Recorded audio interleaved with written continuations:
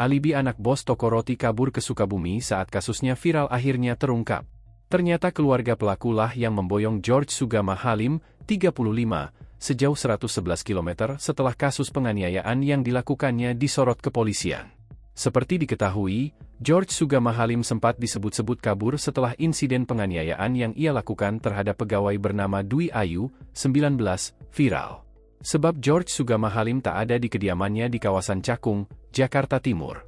Belakangan diketahui, George Sugama Halim dan keluarganya pergi ke hotel di kawasan Sukabumi sejak Minggu, 15 Desember 2024. Terkait alasan keluarga dan George Sugama Halim kabur hingga keluar kota, penyidik kepolisian angkat bicara.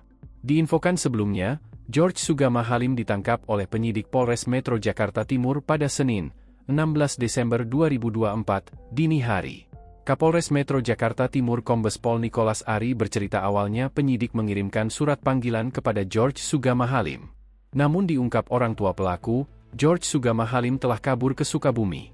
Terkait alasan anaknya mendadak lari ke Sukabumi, orang tua pelaku blak-blakan bahwa ia dan keluarganya merasa ketakutan setelah kasus George Sugama Halim viral.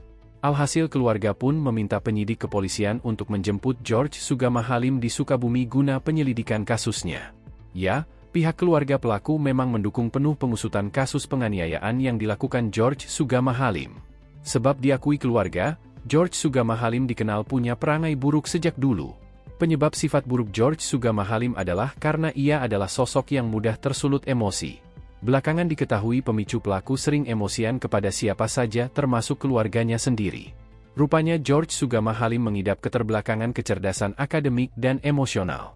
Beliau, George Sugama Halim, merupakan anak pemilik namun memiliki keterbelakangan kecerdasan IQ dan EQ yang sudah pernah dites, akui keluarga pelaku dalam klarifikasinya di akun Instagram Lindayes.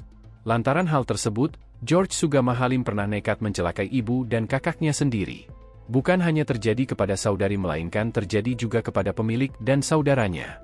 Pemilik wanita pernah mengalami patah tulang lengan dan memar akibat dibanting oleh pelaku, George, tulis keluarga pelaku. Dan adik laki-laki pelaku pernah mengalami luka di kepala yang juga Anda, pegawai bernama Dwi Ayu, alami, sambungnya. Download Tribun X sekarang, menghadirkan lokal menjadi Indonesia.